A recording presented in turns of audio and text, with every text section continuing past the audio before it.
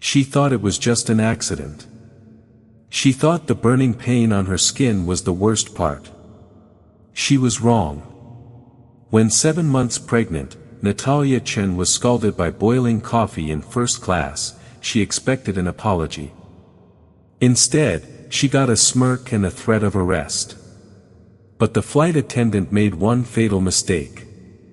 She didn't realize the quiet older man sitting in seat 2A, the one watching every single move, wasn't just a passenger.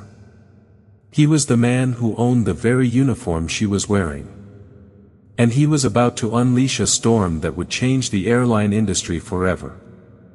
This is the story of how arrogance met its match. The humid July air clung to the jet bridge at LaGuardia International Airport. But inside the cabin of Horizon Air Flight 1882, bound for London, the air was crisp, chilled, and smelled faintly of expensive leather and sanitizing wipes. Natalia Chen adjusted the strap of her oversized tote bag, her hand instinctively resting on the high round curve of her stomach. At 7 months pregnant, simply walking down the aisle felt like a marathon. She was exhausted. It had been a grueling week in Boston, finalizing the contracts for her interior design firm, Chen and Associates, and all she wanted was to sink into the plush seat of 3A, drink a glass of ice water, and sleep until they crossed the Atlantic. She wasn't supposed to be in first class. Her original booking was an economy plus, sensible and within budget. But her husband, Marcus, had surprised her at the check-in counter, using miles he had been hoarding for 3 years to upgrade her. "For you and the baby," he'd said over FaceTime, his face beaming. "I want my girls comfortable." Natalia smiled at the memory as she stepped onto the plane.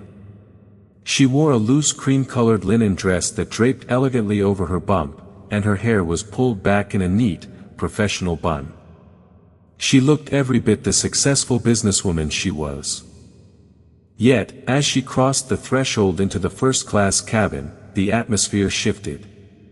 Standing at the galley entrance was the purser, a woman whose name tag read, Clarissa Stone. Clarissa was a woman who wore her uniform like armor. Her blonde hair was lacquered into a helmet of perfection. Her lipstick was a shade of red that looked like a warning sign, and her eyes were cold, hard chips of blue ice. She was currently smiling at a businessman in a bespoke suit, entering ahead of Natalia, greeting him with a syrupy, "Welcome aboard, Mr. Patterson. Good to see you again." But when Natalia stepped forward, the smile didn't just fade, it vanished. Clarissa's eyes raked over Natalia, lingering on her dark skin, her natural hair, and the gentle swell of her pregnancy. She didn't see a successful architect. She saw an anomaly. "Boarding pass," Clarissa said. No welcome, no good evening, just a demand, her hand extended with a sharp, impatient twitch. Natalia, used to the subtle friction that sometimes came with navigating spaces not originally designed for her, kept her smile polite. She pulled her phone from her bag. "Good evening. I'm in 3A. Clarissa didn't look at the screen. She looked at Natalia. "Are you sure? Economy boarding is through the next aisle, dear. This is first class. It creates a lot of traffic when people get lost." The condescension was thick enough to choke on. The businessman, Mr. Patterson, paused while stowing his bag, glancing back with a frown, but said nothing. "I'm aware," Natalia said, her voice steady. She brightened the screen and held it closer to Clarissa's face. "Seat 3A. Natalia Chen." Clarissa snatched the phone, her manicured nail tapping the screen aggressively as if trying to find a flaw in the digital pixels. She huffed, a short, sharp exhalation of annoyance. "Fine. 3A left side. Try to get that bag up quickly. We're on a tight schedule, and I don't want the aisle blocked. I might need a little assistance lifting it," Natalia admitted, gesturing to her stomach. My doctor advised against heavy lifting overhead. Clarissa laughed. It was a dry, humorless sound. I am a flight attendant, Mrs. Chen, not a porter. If you pack it, you stack it. That's the rule. If you can't handle your luggage, perhaps you should have checked it. Natalia felt the heat rise in her cheeks. It wasn't the refusal. It was the malice behind it. She was about to retort when a shadow fell over them. I've got it. The voice was gravelly and low. Natalia turned to see the passenger from seat 2A standing up. He was an older man, perhaps in his late 60s, with salt and pepper hair and a face lined with deep creases. He wore a slightly rumpled navy blazer and reading glasses that hung from a chain around his neck. He looked like a retired professor or a weary grandfather. Oh, sir, please sit down, Clarissa cooed, her voice instantly transforming back to syrup. We don't want you straining yourself. She can figure it out. The man ignored Clarissa entirely. He smiled gently at Natalia, a twinkle in his gray eyes. My wife carried 4 of ours. I know the drill. Here. With surprising strength, the older man hoisted Natalia's bag and slid it smoothly into the overhead bin. Thank you so much, Natalia said, exhaling a breath she didn't realize she'd been holding. I really appreciate it. Name's William, the man said, offering a hand. Natalia. Pleasure, Natalia. Now, let's get settled. Long flight ahead. As William sat back down in 2A, he pulled a small leather-bound notebook from his pocket. He adjusted his glasses and scribbled something down. Clarissa, busy rearranging the galley cart, didn't notice. But Natalia did. She saw him glance at Clarissa's name tag, then back to the page. Natalia sank into seat 3A, the leather cool against her back. She thought the worst was over. She thought she could just put on her noise-canceling headphones and drift away. But as the plane taxied to the runway, she caught Clarissa staring at her from the jump seat. It was a look of pure, unadulterated disdain. This wasn't over. For Clarissa Stone, the flight had just begun. The seatbelt sign pinged off 30 minutes after takeoff. The cabin was dimly lit, the hum of the engines providing a white noise lullaby for the weary travelers. In first class, the service was supposed to be impeccable, a ballet of hot towels, champagne, and warm nuts. For everyone else, it was. Natalia watched as Clarissa moved down the aisle. She was charming, efficient, and attentive to everyone. She joked with Mr. Patterson in 1A. She spent 5 minutes discussing wine pairings with a couple in 4B and 4C. She even offered a pillow to William in 2A without him asking. But whenever she reached row 3, the temperature seemed to drop. Drink, Clarissa said, stopping at Natalia's seat. She didn't offer the menu. She didn't list the specials. I'd like some water, please, Natalia said. And maybe a cup of decaf coffee if it's fresh. We're out of bottled water right now. Clarissa lied smoothly. Natalia could see a fresh bottle of Fiji sitting on her cart. Condensation still clinging to the plastic. Tap water is all I have for you. I can see the bottle right there. Natalia pointed out, her patience thinning. Clarissa rolled her eyes, an exaggerated motion that seemed to scream, "How dare you? That is reserved for platinum members, Mrs. Chen. I can't just give premium inventory to upgrades. You understand?" Natalia didn't argue. She knew how this game was played. If she raised her voice, she became the angry black woman. If she complained, she was difficult. She needed to protect her peace for the sake of the baby. Fine. Tap water. And the decaf. It's brewing. It'll be a while. Clarissa shoved a plastic cup of lukewarm water onto Natalia's tray table. No coaster, no napkin, and moved on.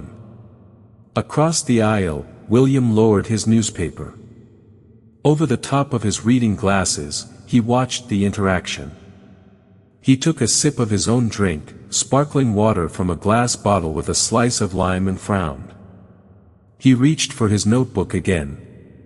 An hour passed. The cabin smelled of dinner service, roasted chicken and truffle pasta. Natalia was starving. When Clarissa finally came around with the meal cart, she breezed past row 3 entirely. "Excuse me," Natalia called out softly. "Miss Stone." Clarissa stopped the cart and reversed slowly, the wheels squeaking. "Yes. You skipped me for dinner." "Oh, did I?" Clarissa feigned surprise, her hand fluttering to her chest. "I assumed you weren't hungry since you brought so much food in your bag." "I have a granola bar," Natalia said, baffled. "I'd like the chicken, please." "We ran out." "Ran out?" "The cabin is half empty." Mr. Patterson asked for seconds, and the couple in row 4 wanted extra for later. "First come, first served. I have a vegan salad left. Take it or leave it."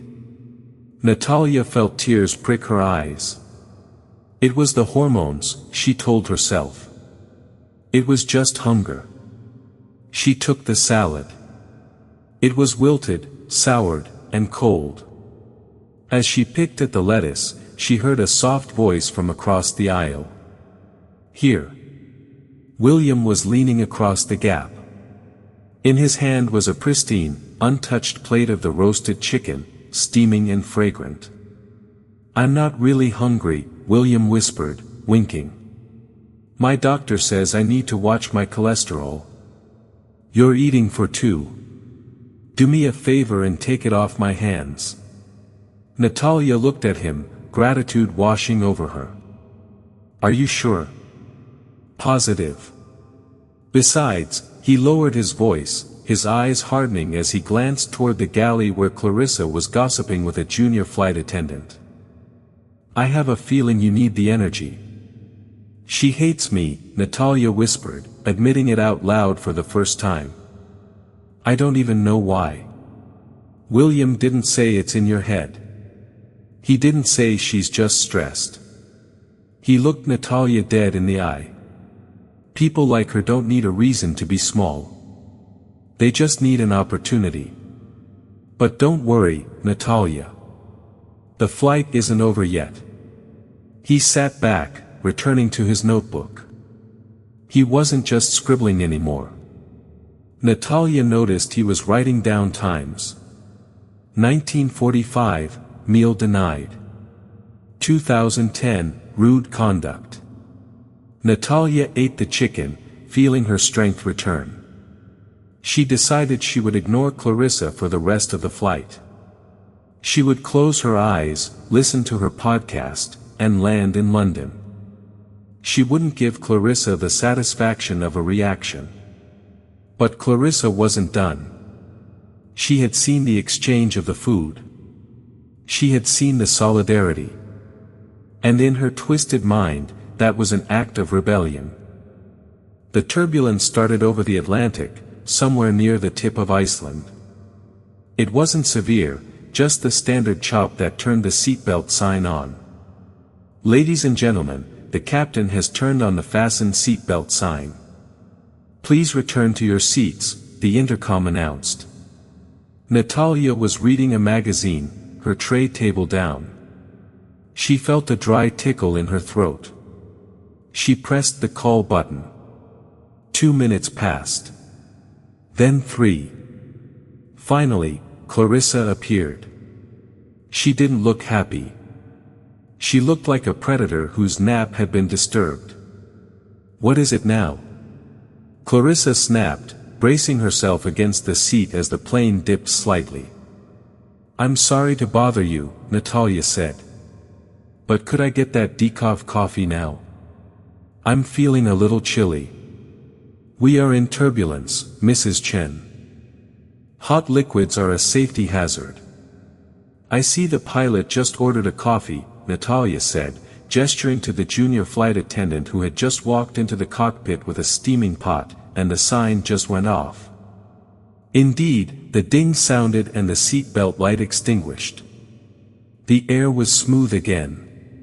Clarissa's jaw tightened. She was caught. To refuse now would be blatant insubordination of service standards, and even she knew there were limits. "Fine, 1 decaf, black. Please, with cream and sugar." Clarissa marched to the galley. She was gone for a long time. When she returned, she wasn't carrying a pot. She was carrying a single large ceramic mug. It was filled to the absolute brim. Steam was rising off it in aggressive swirling clouds. Natalia sat up, clearing her tray table to make space. "Thank you." Clarissa stood over her. She didn't place the mug down. She held it hovering just over Natalia's lap. The plane was steady. There was no shaking. "Here is your coffee," Clarissa said, her voice eerily calm. "Could you set it down, please?" Natalia asked, instinctively placing a hand over her stomach. "It looks very full." "My hands are full, Mrs. Chen." "Take it." Natalia reached up to grasp the handle. What happened next was a blur. Yet for Natalia, it happened in slow motion. Just as Natalia's fingers grazed the ceramic handle, Clarissa's hand slipped. It wasn't a drop. It was a tilt. A deliberate wrist-flicking tilt. The mug overturned. 12 ounces of near-boiling liquid cascaded down. It missed the tray table entirely. It splashed directly onto Natalia's chest, soaking through the thin linen of her dress, running down her stomach and pooling in her lap. "Ah!" The scream ripped through the quiet first-class cabin. It was a primal, gut-wrenching sound of pure agony. The liquid was scalding hot, arguably hotter than regulation allowed. It seared her skin instantly. Natalia scrambled, trying to stand up, trying to pull the burning fabric away from her pregnant belly. "It burns! It burns! Help me! Oh my God!" Clarissa shouted, stepping back. But there was no shock in her eyes, only performance. "Look what you did. You knocked it right out of my hand." "I didn't touch it," Natalia cried, tears streaming down her face as she frantically wiped at the liquid. Her skin was already turning an angry blistered red. "Get me ice, please. Get me water." William was out of his seat in a nanosecond. He ignored the crew-only protocol and rushed to Natalia's side. "Get a wet towel now." He roared at the junior flight attendant who had frozen in the aisle. Clarissa, however, didn't move to help. She stood there crossing her arms. She reached for it clumsily. It's her own fault. And look at the mess on the carpet. Do you know how much it costs to clean these rugs? Are you insane? William yelled, his voice booming with an authority that shook the cabin. She is burning. Get the medical kit. Sit down, sir. Clarissa snapped back. This is a safety issue. She is out of control. She attacked me. Natalia was hyperventilating. The pain was excruciating, radiating across her chest and thighs. But worse than the pain was the terror. The baby. The heat on her stomach. Was the baby okay? My baby. Natalia sobbed, sinking back into the seat, shaking uncontrollably. "Please, my baby." William grabbed the bottle of sparkling water from his own seat and poured it gently over Natalia's burns to cool the skin. He stripped off his blazer and began to fan her. He turned to Clarissa. His face a mask of cold fury. "You did that on purpose," William said. "It wasn't a question." "I did no such thing," Clarissa scoffed. "She's clumsy, and now she's making a scene. I'm going to have to write this up." Clarissa turned on her heel and marched toward the cockpit phone. She picked up the receiver and keyed the pilot. "Captain," Clarissa said, her voice loud enough for the first few rows to hear. "We have a situation in first class. Passenger in 3A is violent. She threw hot coffee on herself and is now screaming and disrupting the flight. I might need restraints. Yes, I think we need police on the ground in London." Natalia heard the words through a haze of pain. Restraints? Police? She was the victim. She was the one burning. William stood up straight. He looked at the junior flight attendant, a young girl named Emma, who looked terrified. "Emma," William said calmly. "Go get the burn gel from the kit. Bring me clean towels. Ignore her," he pointed at Clarissa. "Do it now." Emma looked at Clarissa, then at the suffering pregnant woman, and made a choice. She ran to the galley. William turned back to Clarissa, who was still on the phone line to the captain. He reached into his pocket and pulled out his phone. He didn't film Natalia. He filmed Clarissa. "You have made a grave mistake, Miss Stone," William said softly. Clarissa covered the mouthpiece and sneered at him. "Sit down, old man, or I'll have you arrested as an accomplice.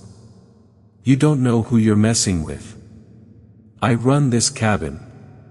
William stared at her, his eyes dark and dangerous. "And I," he said, "run this airline." The cabin of Flight 882 had become a theater of cruelty, and Clarissa Stone was its director. William's declaration, "I run this airline," hung in the air for a fraction of a second. But Clarissa, entrenched in her 15 years of seniority, and blinded by her own prejudice, dismissed it instantly as the ramblings of a senile old man trying to play hero. "Sure you do, Grandpa," Clarissa sneered, turning her back on him. "And I'm the Queen of England. Now sit down before I add, interfering with a flight crew to the charges." She turned her attention back to the cockpit phone, her voice dropping to a conspiratorial urgent whisper that was nonetheless perfectly audible to the surrounding rows. "Captain, it's worse than I thought. The passenger in 2A, the older gentleman, he's agitated. He's encouraging the disruptive passenger in 3A. I believe they might be traveling together. Perhaps part of a coordinated disturbance. Yes. I need you to make an announcement. We need to lock down the cabin." Natalia, still doubled over in her seat, whimpering as Emma, the junior attendant, gently applied burn gel to her blistered skin, couldn't believe what she was hearing. The narrative was being rewritten in real time. She wasn't a victim of assault anymore. She was a co-conspirator in an in-flight rebellion. "Why are you lying?" Natalia gasped, the pain in her chest throbbing in rhythm with her terrifyingly fast heartbeat. "He helped me. You hurt me." Clarissa ignored her completely. She hung up the phone and stood at the front of the cabin, smoothing her skirt, adopting the pose of a beleaguered professional dealing with unruly children. A moment later, the cabin lights flickered on to full brightness, jarring everyone awake. The public address system crackled. The captain's voice, usually soothing and authoritative, was now stern and clipped. "Ladies and gentlemen, this is Captain Morrison speaking. We are currently dealing with a level 2 security situation in the first-class cabin involving 2 disruptive passengers. For your safety, I need everyone to remain seated with your seatbelts fastened. We are expediting our approach to London and authorities will be meeting the aircraft upon arrival. Do not, I repeat, do not enter the forward aisle or attempt to interact with the crew until further notice. The announcement was a masterstroke of manipulation. Instantly, the atmosphere in the plane shifted from curiosity to hostility. Passengers back in economy craned their necks, whispering nervously about terrorists or drunkards up front. In first class, the glances turned toward Natalia were no longer sympathetic. They were accusing. Mr. Patterson in 1A muttered audibly, "Unbelievable. Some people just don't know how to behave in public." The couple in row 4 shook their heads, looking at Natalia with open disgust, as if her agony was a personal inconvenience to their vacation. Clarissa basked in the shift. She had successfully weaponized the entire aircraft against a pregnant woman she had just assaulted. "You see," Clarissa hissed at Natalia, looming over her. "Nobody believes you. You're just a troublemaker in an expensive seat you don't belong in. When we land, the British police will take you into custody. I hope you enjoy giving birth in a holding cell." Natalia felt a wave of dizziness. The terror was overwhelming. She imagined being dragged off the plane in zip ties, separated from her husband, alone in a foreign country while going into labor induced by stress and trauma. The tears came faster now, hot tracks down her face that mingled with the cooling gel on her chest. "Emma!" Clarissa barked at the junior attendant who was holding Natalia's hand. "Get away from her. Stop coddling the prisoner. Go back to the galley and prepare the restraint kit. If she moves 1 inch from that seat, we are zip-tying her to the frame. Captain's orders." Emma looked horrified. But Clarissa, her skin it's peeling. She needs a doctor. She needs a jail cell. Move now. Emma, terrified of losing her job, let go of Natalia's hand and retreated backward, her eyes full of apology. Natalia was alone, isolated in a metal tube 30,000 feet in the air, branded a criminal for the crime of existing, while black in Clarissa Stone's domain. The pain of the burns was secondary now to the crushing weight of the injustice.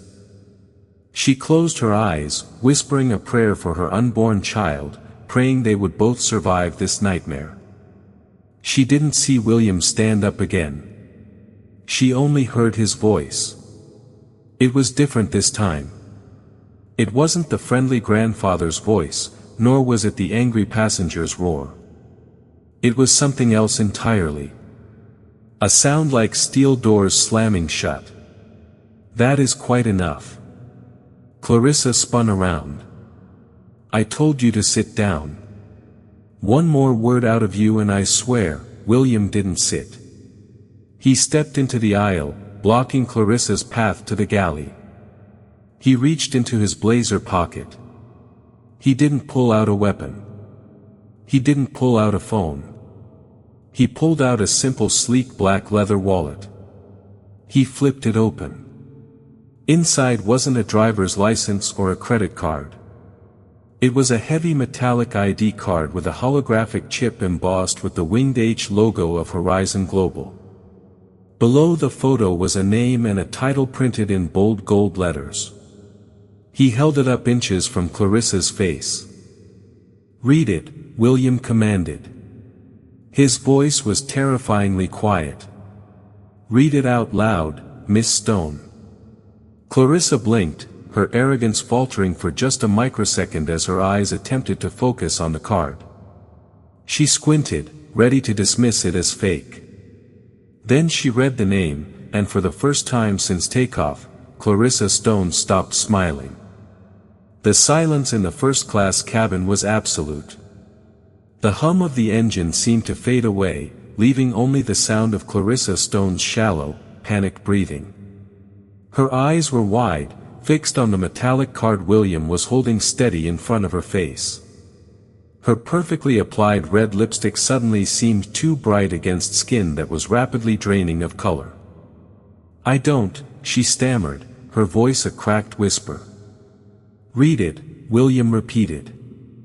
There was no anger in his tone anymore, only the crushing weight of absolute authority. It was the voice of a man used to commands being obeyed instantly, without question. "So that everyone can hear who you have been threatening with arrest." Clarissa swallowed hard. Her eyes darted around the cabin, looking for an escape, looking for an ally. She found none. Mr. Patterson, in 1A, was leaning forward, his brow furrowed.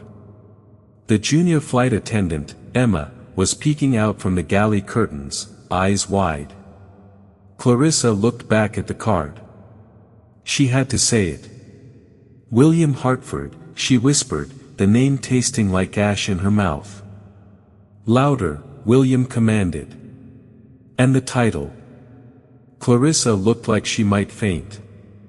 Her hands, previously so steady when pouring scalding coffee, were now trembling violently at her sides. "William Hartford," she said, her voice shaking, just loud enough for the first few rows to hear. "Chief Executive Officer, Horizon Global Holdings." The words hit the cabin like a physical blow. Horizon Global Holdings, the parent company, the entity that owned Horizon Airlines, along with a dozen other travel and logistics firms. William wasn't just a frequent flyer. He wasn't just a platinum member. He was the man who signed the paychecks of every single person employed by the airline, from the baggage handlers in Denver to the captain in the cockpit right now. He was quite literally her ultimate boss. A gasp rippled through the cabin. Mr. Patterson in one audibly choked on his drink. William slowly lowered the wallet, his gray eyes boring into Clarissa. The grandfatherly facade was completely gone. Standing there in the aisle of his own aircraft, he looked every inch the titan of industry. He was a man known in boardrooms for his ruthless efficiency and zero tolerance for incompetence. 15 years, Miss Stone, William said, his voice slicing through the silence. "I checked my notebook. That's how long you've been with Horizon. 15 years of wearing that uniform. 15 years representing my company." He took a step closer and Clarissa instinctively took a step back, nearly tripping over her own feet. "And in the span of 4 hours," William continued, "I have watched you racially profile a passenger, deny her basic sustenance, emotionally abuse her, and then," his voice dropped a dangerous octave. "Then I watched you deliberately assault a pregnant woman with near boiling liquid, refuse her medical attention, lie to your captain, and attempt to frame her as a criminal to cover your own sadistic mistake."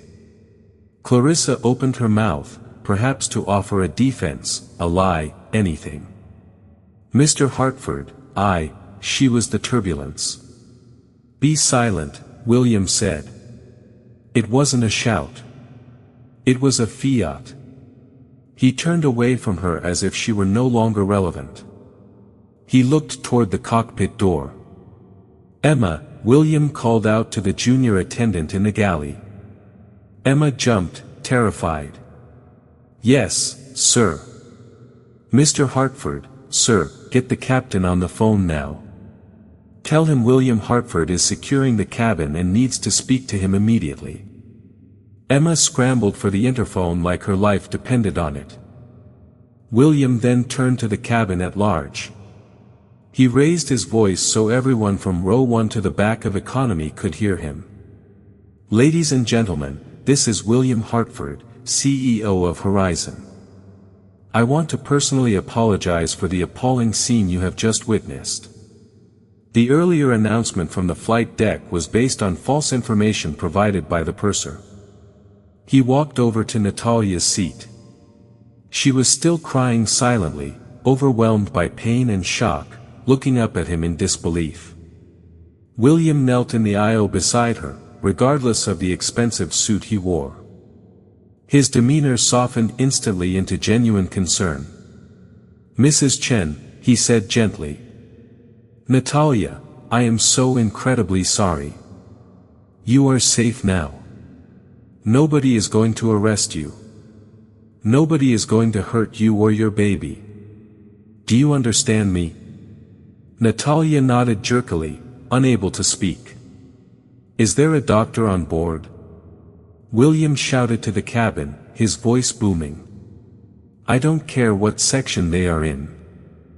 If there is a medical professional on this plane, identify yourself now." A hand shot up in row 5A of first class. A man who had been asleep with headphones on during the entire ordeal. "I'm a dermatologist, Dr. Montgomery." "Get over here, doctor," William commanded. "Now." As Dr. Montgomery rushed forward with his medical kit, the cockpit door burst open. Captain Morrison emerged, looking flustered and angry at being summoned from the flight deck during an approach. "What is going on out here?" the captain demanded, glaring at William. "Who do you think you are countermanding my—" His eyes fell on William. He stopped mid-sentence. He recognized the face from company newsletters, from the annual reports, from the framed portrait hung in the lobby of the flight training center. The captain's face turned a shade of pale that rivaled Clarissa's. "Mr. Hartford," the captain gasped. "Sir, I didn't know you were aboard." "The manifest just said William. An oversight my secretary will be correcting," William said coldly. He stood up to face the pilot. "Captain Morrison, your purser informed you that Mrs. Chen here assaulted her and was a security threat. Is that correct?" The captain looked nervously at Clarissa, who was shrinking against the galley wall. "Yes, sir. That is what Purser Stone reported. A level 2 threat." Purser Stone lied. William stated. "I witnessed the entire event from seat 2A. Miss Stone deliberately poured hot coffee on this passenger and then fabricated a story to have her arrested." The captain looked horrified. He looked at Clarissa, betrayal warring with disbelief on his face. "Clarissa, is this true?" Clarissa stared at the floor, unable to speak. Her silence was a screaming confession. "Captain," William said, taking charge of his airline. "You have a medical emergency on board that your crew ignored. You need to arrange for paramedics to meet the plane at the gate immediately upon landing, not police. Paramedics. Do you understand?" "Yes, sir." "Right away, sir." Furthermore, William continued, pointing a rigid finger at Clarissa. "This woman is relieved of duty effective immediately. She is not to touch any equipment. She is not to speak to any passengers, and she is not to enter the cockpit. She is to sit in the rear jump seat and remain there until authorities arrive to take her statement. Emma is now acting purser for the remainder of this flight." "Understood, sir," the captain said, turning sharply back toward the cockpit to make the calls. William turned back to Clarissa, who looked like a deflated balloon, all her venom replaced by pathetic fear. "You wanted police on the ground, Miss Stone," William said, his voice like granite. "You'll get them. But they won't be there for Natalia. They'll be there for the flight attendant who assaulted a passenger on my watch. Now get out of my sight to the back." Clarissa Stone, stripped of her power, her dignity, and her future, began the long, humiliating walk down the aisle to the rear of the plane under the glare of the CEO, and the hateful stares of every passenger she passed. The karma had only just begun to hit. The descent into Heathrow Airport was the longest 40 minutes of Clarissa Stone's life. She sat in the rear jump seat, strapped in like the prisoner she was about to become. The other flight attendants, even the ones she had bullied for years, refused to look at her. They busied themselves with landing preparations, stepping around her as if she were a piece of contaminated cargo. Up in first class, the atmosphere had transformed. Dr. Montgomery had stabilized Natalia, applying high-grade burn dressings from the emergency kit and administering a safe, mild pain reliever. William Hartford remained by her side the entire time, speaking softly to her about his grandchildren, about architecture, about anything to keep her mind off the pain and the fear. When the wheels touched the tarmac, there was no applause, only a tense, heavy silence. As the plane taxied to the gate, Captain Morrison came over the intercom. His voice was shaken. "Ladies and gentlemen, please remain seated with your seatbelts fastened. We will be met by medical personnel and local authorities. No one is to stand until the first-class cabin has been cleared." The jet bridge connected. The door opened, but it wasn't the usual ground crew. Two British paramedics in high-visibility jackets rushed on board carrying a stretcher. Behind them walked 3 officers of the Metropolitan Police, their expressions grim, and a man in a sharp suit, the Horizon station manager for London, who had evidently been called by William from the air. "Here," William signaled, standing up. "She needs immediate transport to the London Bridge Hospital. I will cover all costs personally." As the paramedics carefully lifted Natalia onto the stretcher, she grabbed William's hand. "My husband Marcus, he's waiting for me in arrivals." "I know," William said, squeezing her hand gently. "My security team has already found him. He is being escorted to the ambulance right now. You won't be alone, Natalia." Natalia was wheeled out, tears of relief finally falling as she saw the concern on the faces of the paramedics. Then William turned to the police officers. He pointed to the back of the plane. "The woman in the rear jump seat," William said, his voice carrying the weight of a judge passing sentence. "Clarissa Stone. I am pressing charges for aggravated assault, endangerment of a minor, and falsifying federal flight records. I have video evidence, and I have 5 witness statements." The officers nodded and marched down the aisle. Clarissa stood up as they approached, her face a mask of crumbling denial. "This is a misunderstanding. I am the purser. You can't touch me. That man is crazy." "Miss Stone?" the lead officer asked. "Yes, and I want to file a complaint against you. Are under arrest," the officer said, snapping handcuffs onto her wrists before she could finish. The click of the metal echoed through the quiet cabin. Clarissa shrieked as they hauled her forward. It was a sound of pure entitled desperation. As she was dragged past first class, she looked at the passengers, begging for support. "Mr. Patterson," she cried out to the businessmen in 1A. "Tell them she attacked me." Mr. Patterson looked at her, then deliberately picked up his magazine and turned the page. "I saw nothing of the sort. Officer, take her away." Clarissa was hauled off the plane, kicking and screaming, paraded past the hundreds of passengers she had looked down on for decades. Someone in economy, realizing what was happening, started a slow clap. It grew. Soon the entire plane was applauding as the tyrant of Flight 882 was removed from her throne. The fallout was nuclear. William Hartford didn't just fire Clarissa. He obliterated her professional existence. Within 24 hours, the video William had filmed went viral. It didn't just show the argument. It showed the aftermath, the burns, and Clarissa's cruel refusal to help. It showed her lying to the captain.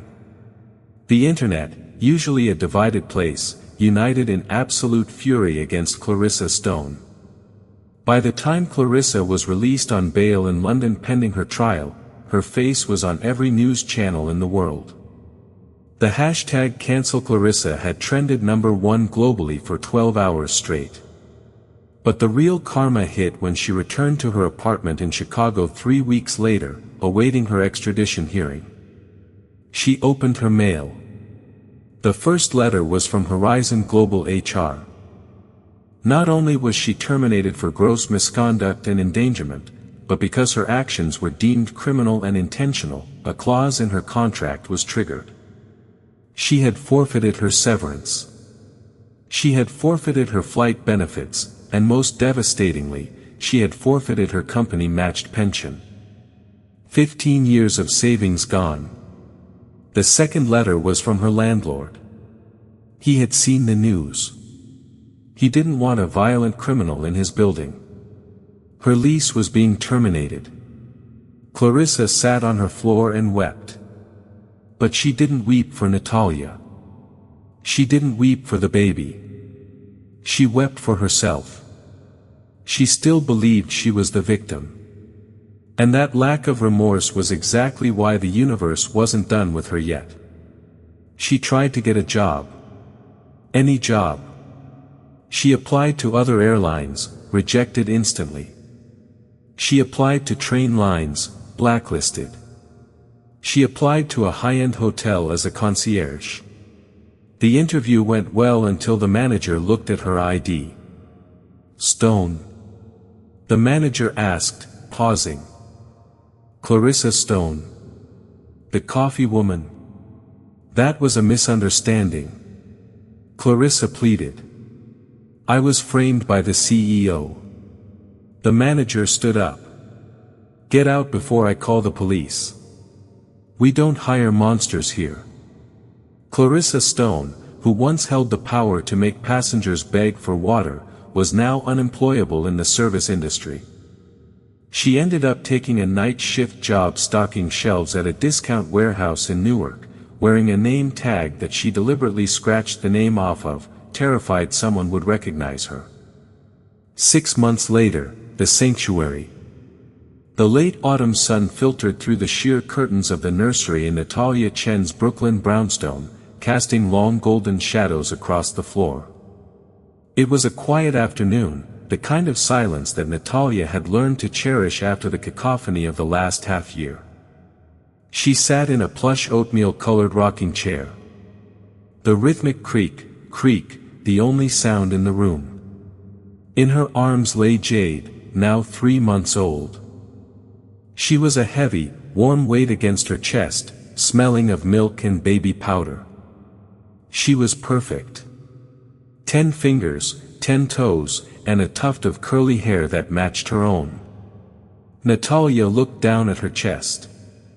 The neckline of her sweater was low enough to reveal the faint pinkish discoloration of the skin where the coffee had seared her. The physical wounds had healed, thanks to the world-class dermatologists and laser treatments William Hartford had insisted on paying for, but the internal scars were slower to fade. For months, she had nightmares of being trapped in a metal tube, screaming for help, while a woman in a blue uniform laughed. She had flinched at the sound of boiling kettles. She had avoided travel entirely. But today felt different. Today the air felt lighter. The chime of the front doorbell broke the silence. A moment later she heard the heavy footsteps of her husband Marcus coming up the stairs. He appeared in the doorway, a look of bemused curiosity on his face, holding an enormous rectangular box wrapped in matte black paper and tied with a thick gold silk ribbon. It's from the Horizon corporate office, Marcus whispered, careful not to wake the baby. Again. Natalia offered a small, weary smile. William doesn't know the meaning of enough, does he? I think he's trying to balance the scales of the universe, honey. Open it. Marcus set the box down on the ottoman. With one hand supporting Jade, Natalia pulled the ribbon. The paper fell away to reveal a handcrafted mahogany case. Inside, nestled in velvet, wasn't just a gift. It was a statement. There was a letter handwritten on heavy cream stationery with the embossed Horizon letterhead. Natalia picked it up.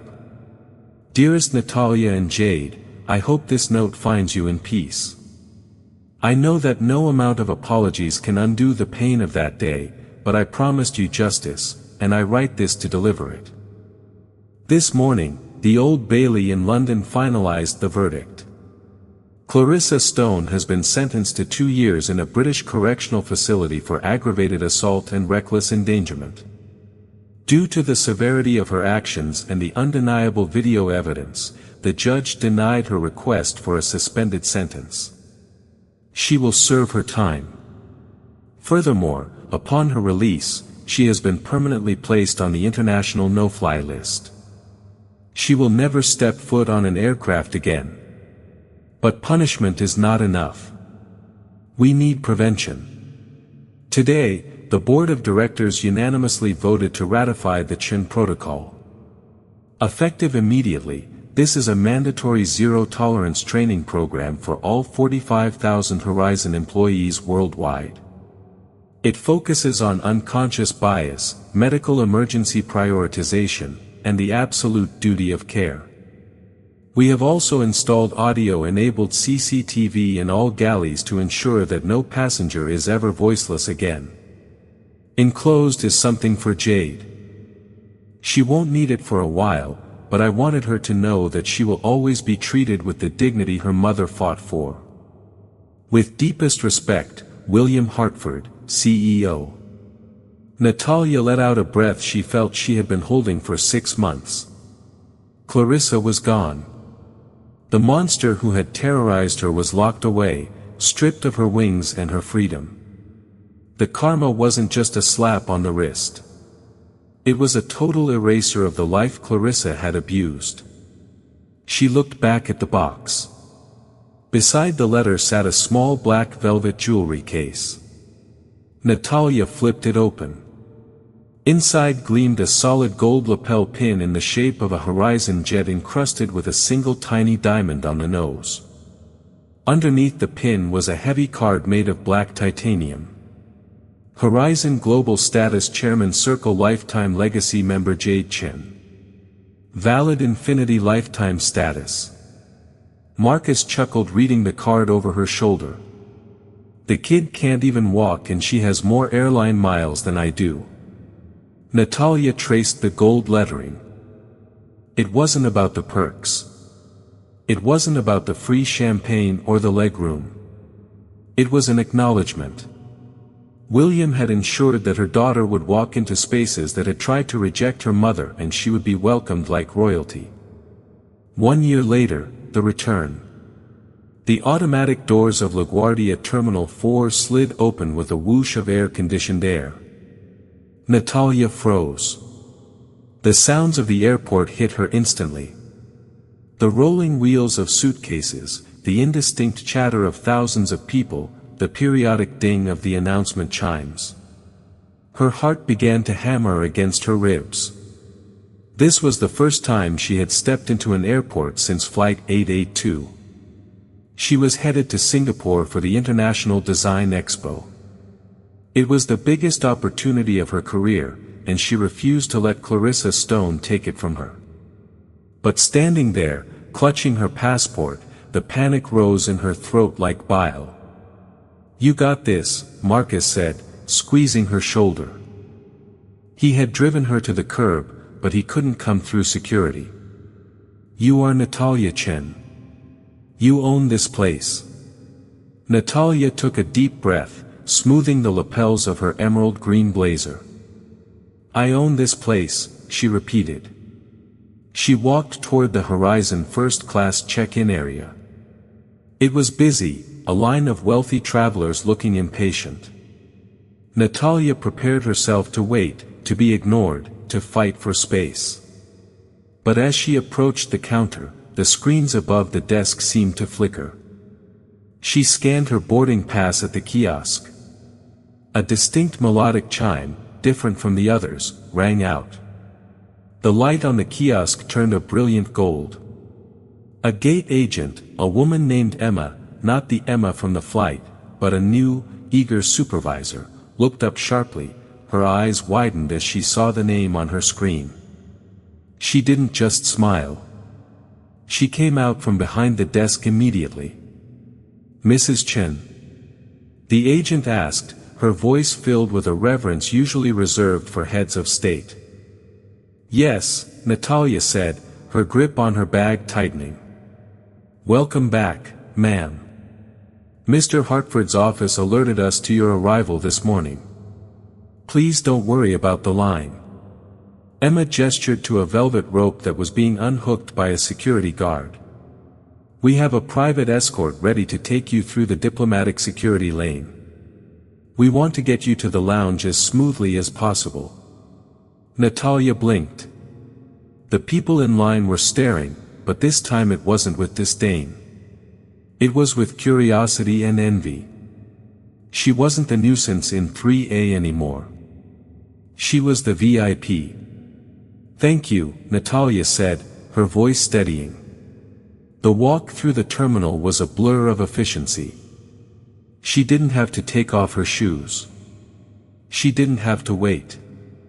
When she arrived at the gate for the flight to Singapore, the gate agent picked up the phone immediately. "She's here," the agent whispered. Natalia walked down the jet bridge. Her pulse quickened as she saw the open door of the aircraft. This was the threshold. This was where the nightmare had begun. She stepped onto the plane. The atmosphere was unrecognizable. The galley smelled of fresh orchids, not stale coffee. The crew was standing at attention, their uniforms crisp, their smiles genuine. A tall man with kind eyes and a pin on his lapel that read, "Purser," Thomas, stepped forward. "Mrs. Chen," Thomas said, bowing his head slightly. "It is a profound privilege to have you with us. I want you to know that this crew has been handpicked. We are all certified level 4 under the Chen protocol." He gestured to seat 1A. It wasn't just a seat. It was a sanctuary. A plush duvet, 2 pillows, and a handwritten note from the captain were waiting on the tray table. Natalia sat down. The leather was soft. The space was hers. Before the door closed, the captain emerged from the cockpit, a different man than Captain Morrison. He walked straight to row 1, removed his hat, and extended a hand. "Mrs. Chen," the captain said, "I'm Captain Rodriguez. I just wanted to personally assure you that we're going to have a smooth ride to Singapore. If you need anything at all, you tell Thomas, and he will tell me. You are the most important person on this manifest." "Thank you, Captain," Natalia said. She felt the tears prick her eyes, but they weren't tears of sadness. They were tears of relief. The ghost of Clarissa Stone had been exorcised from the cabin. As the plane taxied to the runway, Natalia looked out the window at the sprawling tarmac. She thought of the woman she was a year ago, scared, burning, and powerless. And she thought of the woman she was now. Mrs. Chen. Thomas appeared softly at her elbow. "We are about to take off. Can I get you a beverage to start?" Natalia looked at him. She looked at the galley where the boiling water was kept. The fear tried to spike, but she crushed it. She wouldn't live in fear. She smiled, a dazzling, victorious smile. "I'd love a coffee, Thomas," she said clearly. "Decaf with cream and sugar." "Coming right up," he replied warmly. As the engines roared and the plane lifted into the sky, Natalia Chen took a sip of the warm, sweet coffee. It tasted like victory. She leaned back, closed her eyes, and finally, after a year of fighting, she enjoyed the flight. The story of Natalia Chen is a powerful reminder that true character is revealed not when things are going well, but when power is challenged. Clarissa Stone thought her uniform gave her the right to look down on others. But she forgot that dignity is not a rank, it's a human right. William Hartford showed us that leadership isn't about sitting in an ivory tower. It's about standing up for what's right, even if it means tearing down your own employees to do it. Natalia's bravery and William's justice changed an entire industry, proving that while arrogance might win a moment, truth wins the war. If this story moved you, please hit that like button. It really helps get these stories out to more people. Don't forget to share this with someone who needs to see karma in action, and subscribe for more incredible stories of justice and redemption. See you in the next.